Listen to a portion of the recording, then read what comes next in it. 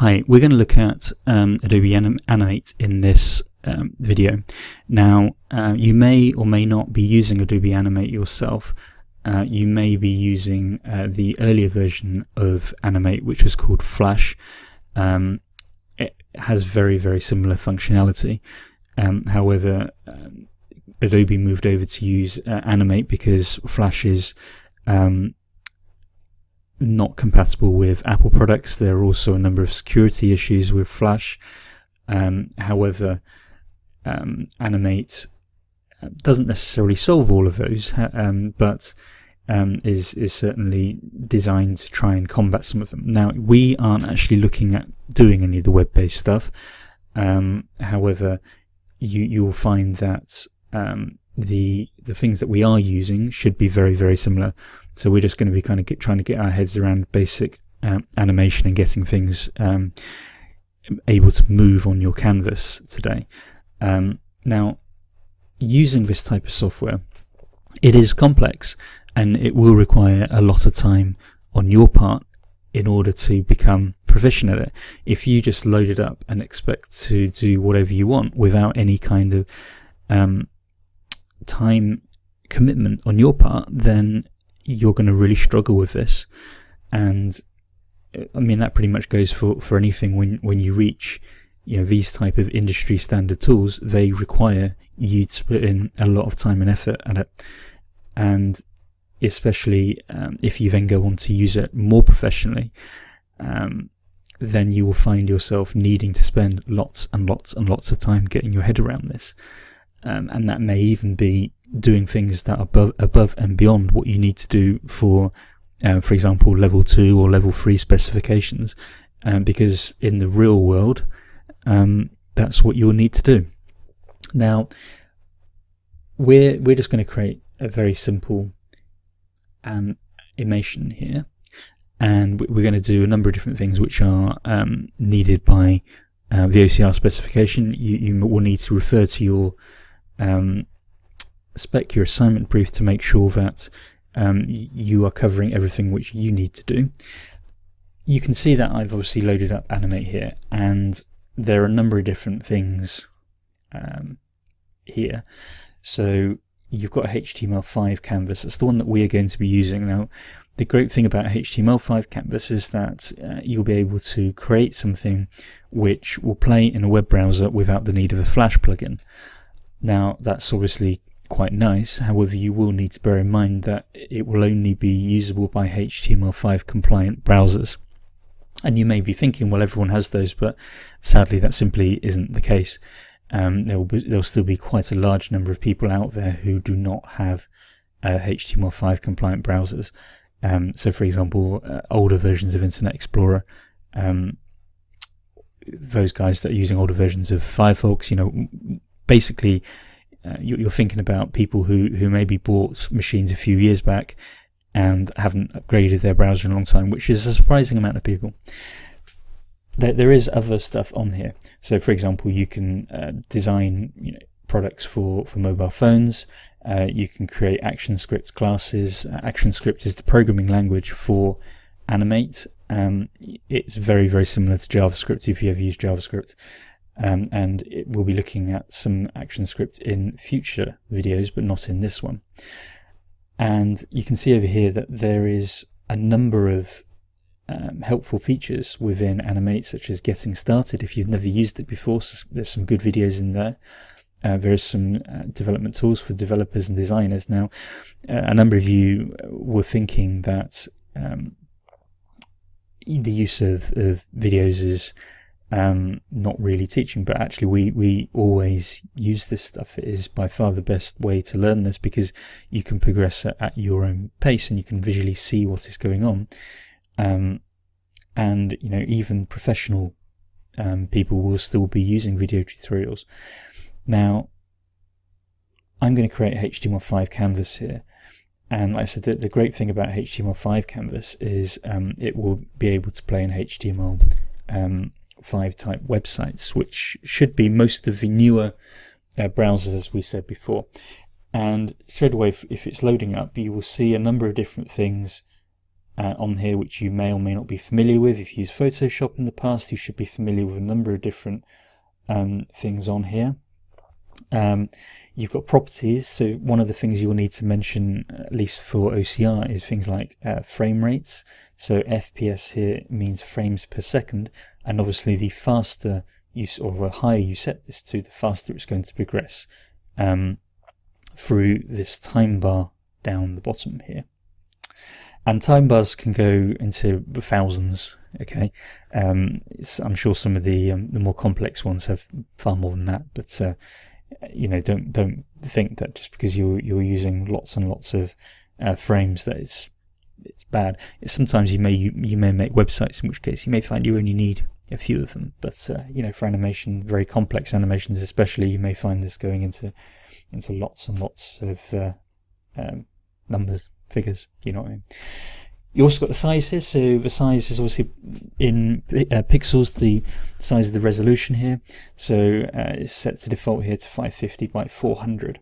Now, obviously, you may need to increase or decrease that depending on what you're trying to do. In this instance, I'm just going to leave it at 550 by 400, but you do need to bear in mind the size, because when you're doing things like dragging on backgrounds, which I'm going to do in a minute, you may find yourself having to resize it. You've got other things on here such as library. There's nothing in the library at the minute. Now this is going to be a big difference to Photoshop, because Photoshop doesn't have libraries quite like this. And you've got all of these different kind of elements on the side here, and like Photoshop, you can hold it down and you will find different options beneath it. Okay, now you can make images in Animate, but you probably wouldn't. You'd probably make your image in something like Photoshop and import it in. Now I'm going to just drag in, so I've got a couple of images here, and I'm literally just going to drag them in to my library, and the impact of being able to drag them into the library means that I can use multiple instances of this.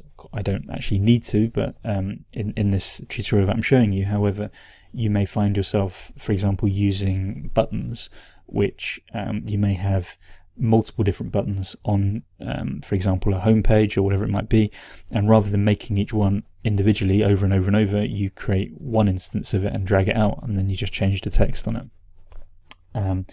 I've also got something else which I'm going to use, which is just a little bit silly really, but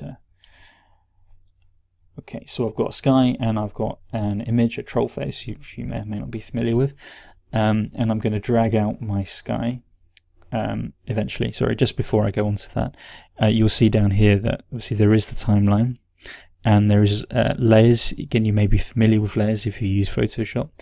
And the impact of layers is that you can change something on one layer and it won't change the rest of it. But one thing you will need to do is actually change the name of the layers. So I'm just going to change this into background. You can also do things like setting them into folders and so on if you start to get lots and lots and lots of these things. But in this instance, I don't need to. So I'm just going to drag out my sky. Now you're going to see that my sky is way, way bigger than my canvas that I've just chosen. And I can go into use free transform if I want. However, one of the advantages with me remembering kind of what size my canvas is that I can just click on properties and change the size here. So it was 550 by 400, and I'm going to need to move it onto my canvas. I've not been 100% with that, but it's just kind of for show really. So so that's really kind of easy. Now what I want to do is I'm just going to have this running for let's say 3 seconds, and out here I'm going to right click and I'm going to insert a keyframe. So obviously the keyframes are various different points of it within your timeline.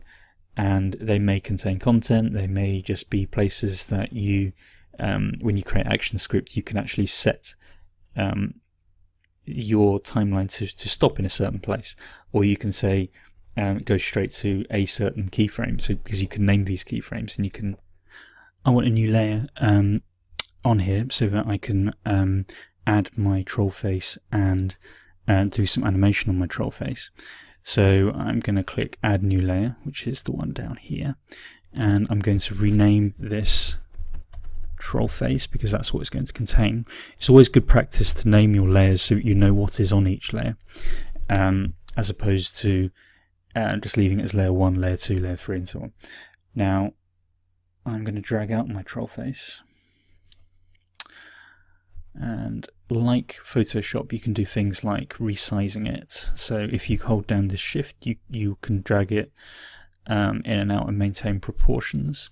You can also do things like flipping it around. You can do all sorts of different things with it. Now I just want to make this a bit smaller.